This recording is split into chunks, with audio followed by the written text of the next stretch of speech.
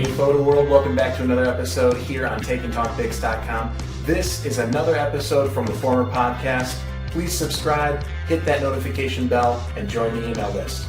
Let's get to that 1,000 subscriber marker so that way I can add a new video every single week. Enjoy.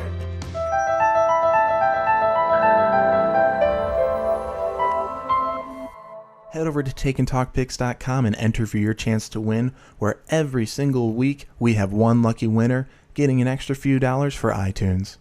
While you're in iTunes listening to Take and Talk Pics, flip on back and grab some music for yourself to jam out to anytime, or for your next shoot so you can have an awesome background for your studio. I mean, that sums it up, and that's what Focus is all about. You just get down and do it. Just keep going and keep going, until you get there.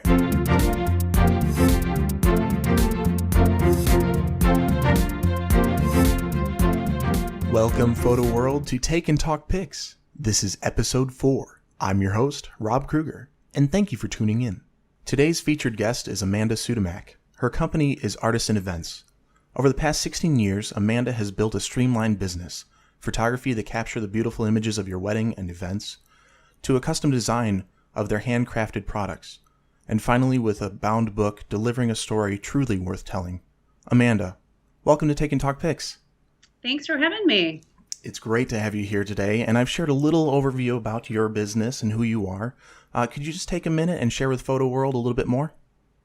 Sure. I have been shooting weddings for clients and portraits for about 16 years. And the studio, in the beginning, I was just solo, and around 2000, 2001, I started to grow the studio, taking on associates, and it just built up from there. Awesome. What is the scale of it? How many people do you have working with you? We have about 20 right now. Wow. Yeah. That's very nice. Extremely inspiring, because it's hard to think that you can get that big that fast. Actually, we're smaller than we were before. Really? Yeah. We were about 2006 to 2008. At one point we had about 50 people in the studio. Oh my. On the team. When we were doing video and photo at the time, so we had two teams, and we just had more photography teams, and then I had a second baby and scaled it down a little bit. Oh, there you go. We call that the baby effect, where you just kind of take priority, whether that means working your butt off or having that time. Everybody. So yeah, but that's awesome. And then scaling it down, actually, I think that displays an even higher level of success, because you have that opportunity to, pull back a little bit and kind of keep everything in order and balanced, and really tighten it up even further. So that's good. Yeah, I mean, both directions, whether you're scaling up or you're scaling down, there are challenges and it's difficult, but you have to do what's right for your life too, not just, right. Always constantly building business. You also have to, I don't necessarily know that there is a balance, but you have to have some of it. Absolutely. You need that semblance in your life. Well, Take and Talk Pics is all about sharing your story, your photography business, just the journey you've taken. So Amanda, let's get the inspiration flowing. And I just want to know, is there a good quote or a mantra that you try to live by? Yeah, there's probably a few, but I think the one that I have built the business on is you're only as good as your last project. And I think that that's important as you're working, and there's so much to do every day, right? When you're a photographer, mm-hmm. And so little of it is actually photography, that it's important to keep that in mind, that you have to stay humble, and you have to focus on creating good work and keeping clients really happy.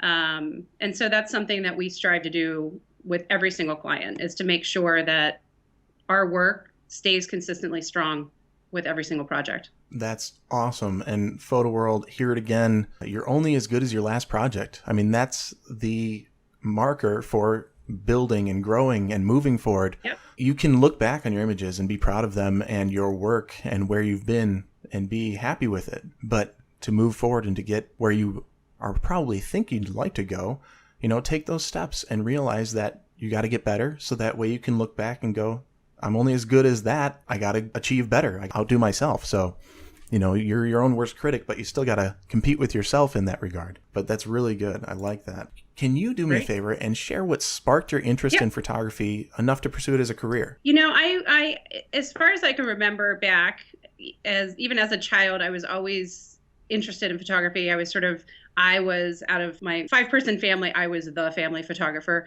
I had lots of plastic Kodak cameras and before selfies were selfies, I was taking selfies in mirrors with stupid plastic Kodak cameras.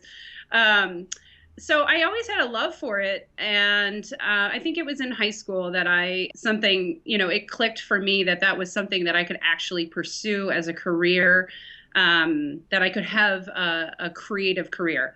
I had a really fabulous art history teacher in high school, and she's a painter.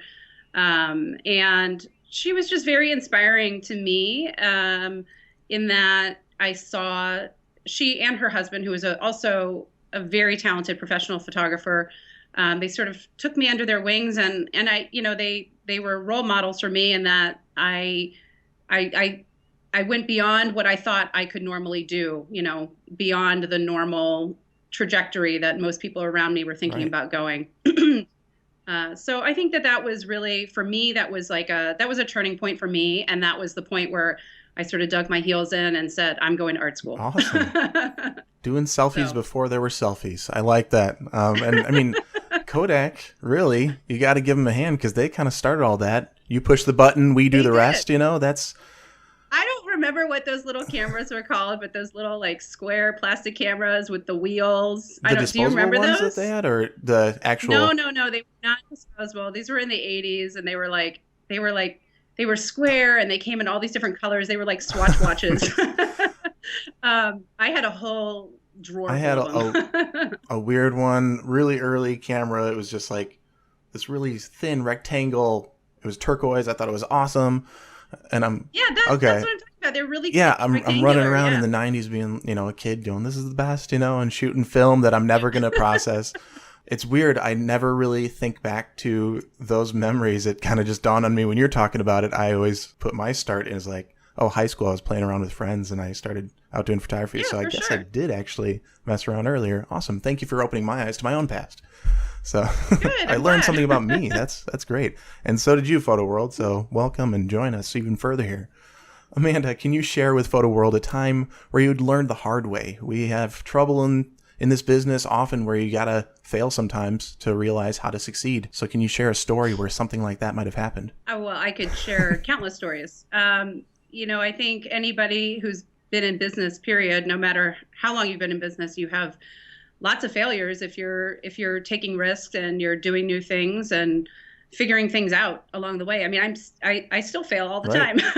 So I'm constantly learning, and I think it's, God, I mean, equipment breaks and assistants flake and, you don't reply to an email fast enough. There's just a whole list of things that I've learned over the years. But I think one of the things that I've learned or remembered recently and come to terms with recently is, focusing on your long game versus your short game, because there are so many things as a business owner and a creative entrepreneur. You have so many fires to put out every day and bills to pay and all these things that you have to do that factor into your decision making.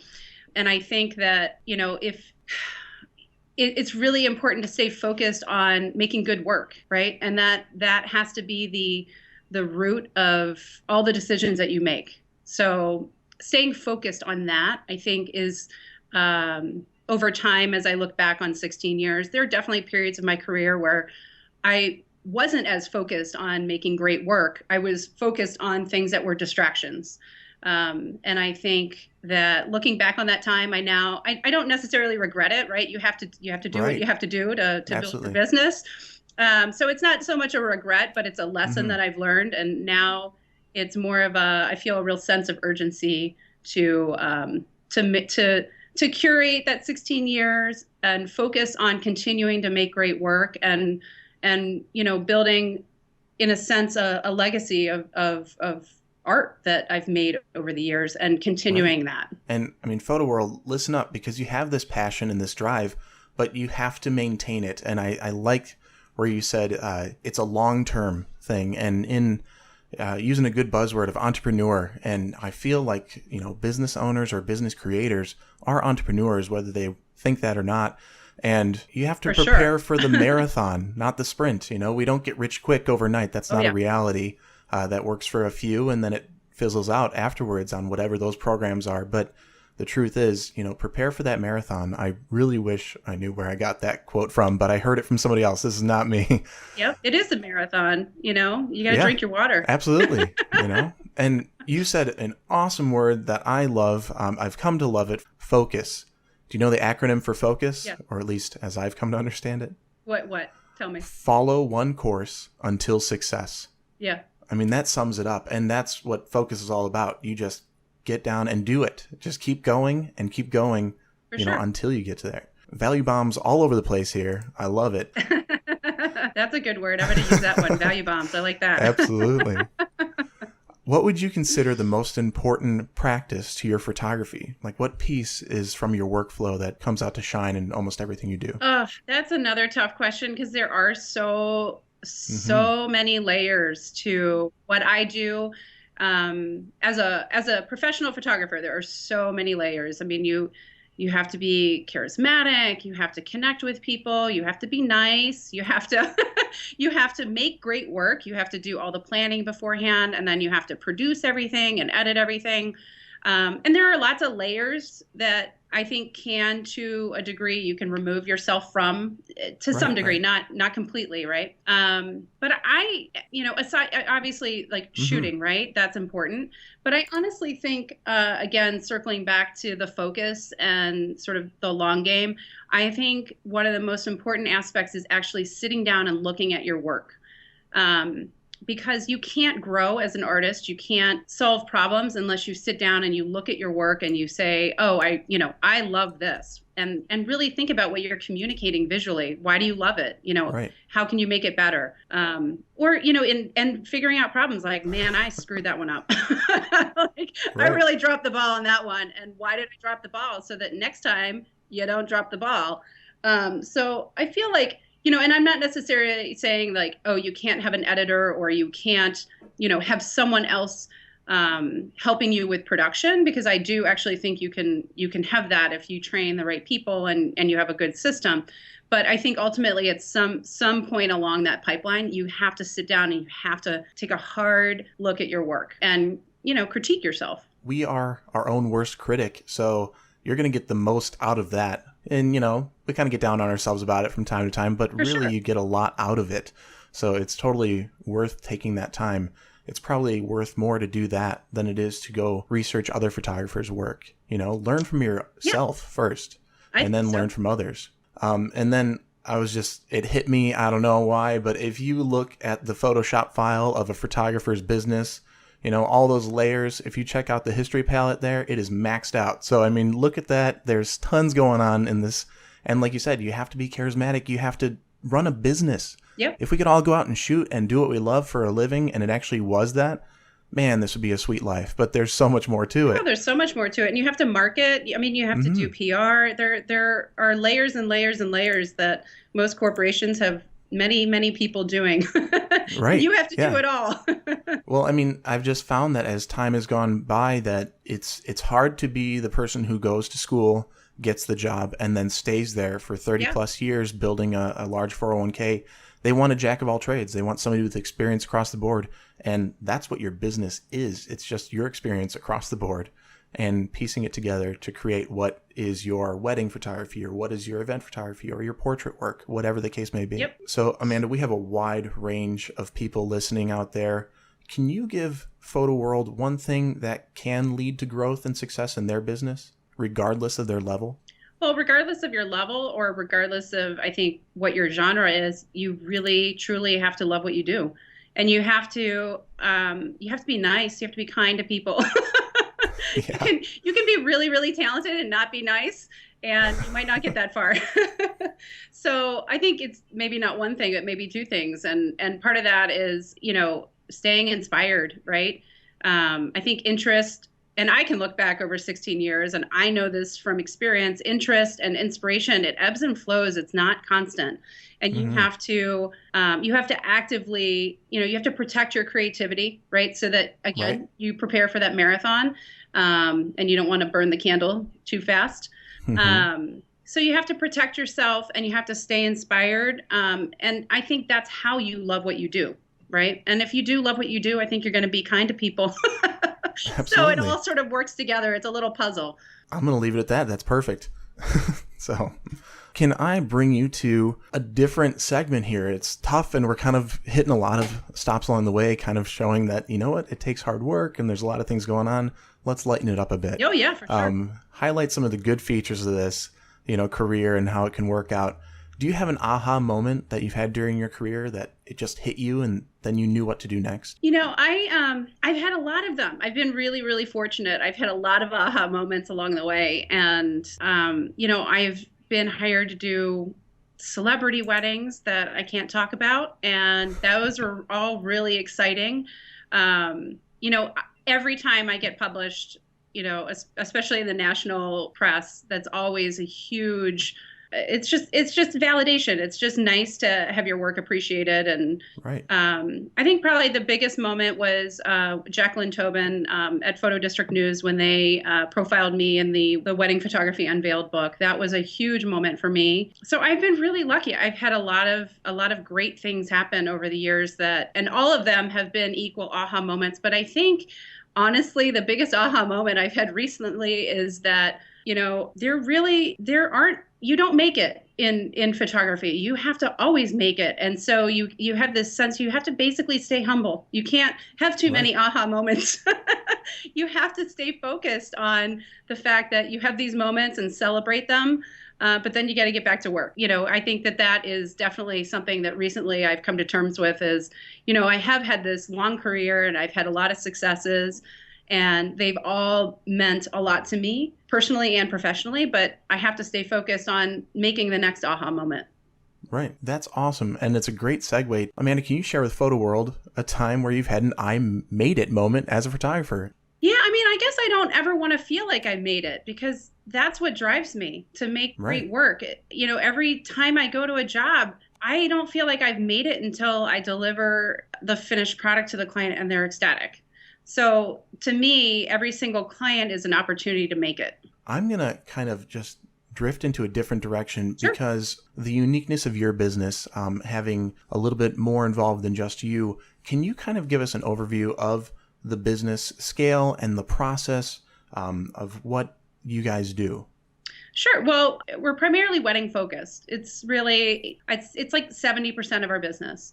We also do a lot of family portrait work as well, because that's just sort of a natural progression from the wedding business. And then we make a lot of books for clients. And I actually have a lot of clients over the years who have become sort of, I work with them every year and we produce books for them every year. So there are sort of three segments of the business, but the weddings are really the biggest, the biggest chunk of the pie. Right. And so in terms of the process, we definitely have weddings down to, there's a formula, right? There's a science to it and how we approach. But every client that comes in is different. And so I do have a team of photographers. We're all journalistic, but everyone has a little bit, there's just nuances that differentiate each photographer in terms of their perspective and the work that they create. So, and everybody's personality is a little different. So our job is to meet with these clients and figure out, we match them up, right? We pair them up with the right team. And I also take into account, like when we're preparing teams for a wedding, one photographer might be, I know that photographer loves long lenses, right? And they love doing really tight work. So we're very strategic, and when we put the teams together, like I won't put two, really tight shooting photographers together, so that we have a really diverse portfolio for our clients. Nice. But so we match them up, and a lot of the clients, like some of them are my clients, and then like maybe I do about 20% of the work, and the rest of the work is through our associate teams. But I think what we do in terms of all the planning that we do with our clients, and then all of the work that we do to really sort of produce basically a production timeline for the day is very unique in the industry. We get in really deep in planning with our clients beforehand, whether it's my job or one of our associate teams. And then, the rest of the process after the wedding is we hold their hand throughout the entire step of the process, from getting the proofs to doing the album design, and then, finally delivering the project. It's a very collaborative hand-holding process. Right. And that's needed when you're working with clients, especially a wide range of clients, because not that they're undereducated in what they might want, right, but a lot about it, the business, and you can get a sense for their tastes and interests. Yep. And then you can help direct them. So there's nothing wrong with holding the hand of your clients and educating them. No, that's our job. You have to. If you're not educating your clients, then you're banking on that the proof is in the pudding and your pictures are all that's there. It'd be wonderful if we could all sit back, take phone calls, and get booked over the phone instantly, but that's not the case. No. It happens, but the case is they're hiring the person behind the camera, because the cameras can do a lot these days, which means a lot of people can do things, but it's the person behind it or the company behind it and the experience that's going they have to make it happen. It's the experience that they have that can separate you from everyone else. Photo world, take these with you and, think back through this interview alone. Be charismatic, hold the hand of your clients, educate them, and move forward together and grow your business, grow their experience with you. So, Amanda, during your photography career so far, do you have one thing that is the best piece of advice you've received? The best piece of advice I've received. That's a tough one. The best piece of advice I've received. Well, I keep coming back to focus. I'm sorry, but that's where my brain just wants to stay focused. And I actually, to bring it full circle, I remember having a conversation with Richard Felber, who was a professional photographer, the husband of my art history teacher in high school. And I remember listening to him telling me about how great photographers who make it, they stay focused. And I still remember that conversation I had with him. And I still think about it. So I think it's focus on making great work. I agree. I mean, I was never one for putting up posters or anything in my room growing up, and I don't really like to decorate my walls that much, other than maybe images that I've taken that I'm proud of, some nature photography or something that I've done on vacations. But once I heard that acronym for focus, that follow one course until success, I printed it out, I hung it up, and I've been putting up quotes ever since on things that I've just, loved. And it's good to have that visual representation for me to see it every time I get into my office and just know that, yep, if I can do that, then I can do what I want with it. So focus, photo world, whatever it is that you need to do next, hit the ground running. I have a question that's a little bit confusing to follow, so if you have trouble, don't worry about it. Picture waking up tomorrow and you don't have a photography business. You have your studio, you have your team, you have your gear, all your finances. Everything is the same today as it is tomorrow, but the business just doesn't exist. What would you do first to begin your new business? Market. That's how I'd hit the ground running. I think, and that is actually something when I look back on the first couple of years of my business, I was still learning so much that I was focused on learning things that now are second nature to me and I could do in my sleep. So there was an arc of 2 or 3 years where I feel like I was marketing and I was doing what I needed to do, but I wasn't doing it as aggressively as I do now because I was building my portfolio and still learning things and building gear and doing all of those things. So I'd wake up and I'd have a cup of coffee and I'd make my marketing to-do list and I'd hit the pavement. Awesome. Is there a specific marketing resource? Do you do Facebook ads or Google AdWords, things like that you would test the waters with first or suggest to Photo World? Well, my business has been built on relationships and 80% of our clients are referrals. So, We do some advertising, but it really, in the end, I think the bulk of what I've achieved over the years has been through building bridges and relationships with venues and planners and other, friends in the industry, right? And then also with our clients. Our clients are a huge source of our new revenue that's coming in because they are constantly referring us. So for me and the business that I've built, I would immediately focus on those relationships. At the same time, I don't think you can do one or the other. You do have to do both. Mm-hmm. You have to be, you have to be visible. You have to be published. You have to be on Instagram. You've got to be on Twitter. You've got to be on Facebook. You have to be in all of these channels, because if you're not there, someone else is. And so you have to be in all those places at once. Exactly.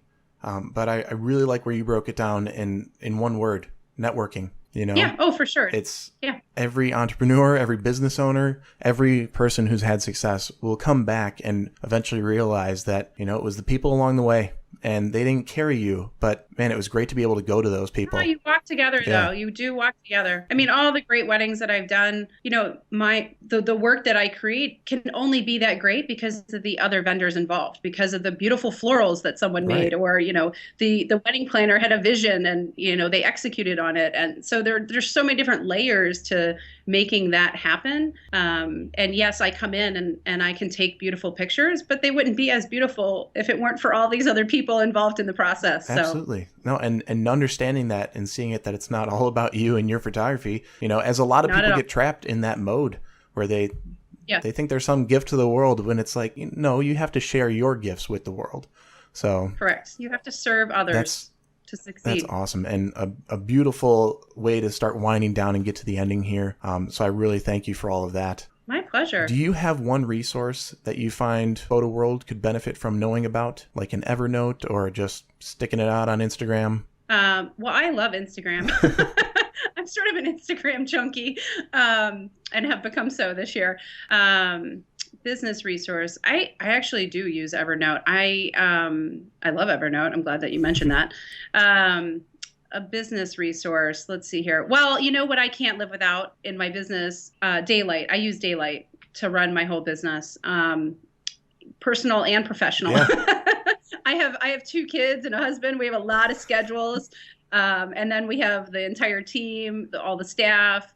And then we have to manage all the projects and all the tasks. It's overwhelming if you don't have that all organized. Absolutely. And I literally, before I go to bed, I know this sounds really pathetic, but before I go to bed at night and when I wake up in the morning, one of the very first things I do on each end is just open up Daylight and figure out, okay, this is what I need to accomplish today, and I plan out my tasks.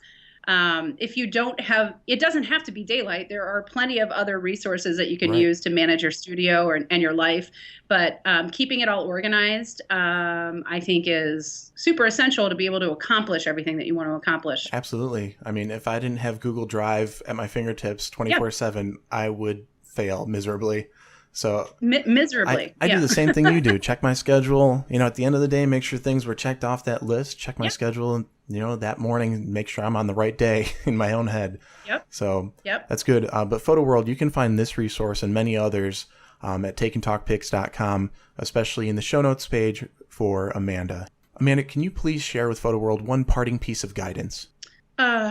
Stay inspired. Look at other people's work. Look at your own work. Cultivate your vision. You have to stay focused on protecting your creativity and staying inspired. Awesome. And Photo World, if you want to get inspired, come to the show notes page. We'll have a link to Amanda's website. Just look at hers. And if you don't shoot weddings, you'll want to. If you do shoot weddings, you'll want to do it better. Other than the website, Amanda, what's the best way for Photo World to reach you or follow along with your story? I'm on Instagram. I think I already mentioned I'm sort of an Instagram junkie. So I'm at Amanda Sudimack at Instagram. I'm at Amanda Sudimack on Twitter, and also on Facebook. So you can find me in all those 3 little social media spots. Excellent. Most active on Instagram. Awesome. But Amanda, I can't thank you enough for your time today and sharing such great value. Photo World thanks you, and happy shooting. Thank you. Happy shooting to you. Thanks.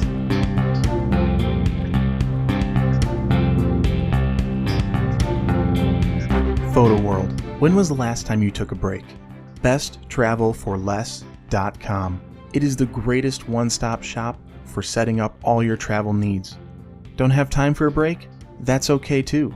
Bundle all your booking needs for the next destination wedding at besttravelforless.com. Richard and Judy will be there to answer your questions and help with what you are planning. They are your personal travel agents without all those nasty fees. You can find your way there from takeandtalkpics.com affiliates page or reach them directly at besttravelforless.com. Photo World, are you getting great resources from Take and Talk Pics podcast? Head to the website takeandtalkpics.com. From there, please click on the iTunes button. That'll bring you to iTunes podcast page for Take and Talk Pics. I would love to see your support and 5-star rating. Also, please subscribe at takeandtalkpics.com for a chance to win an iTunes gift card.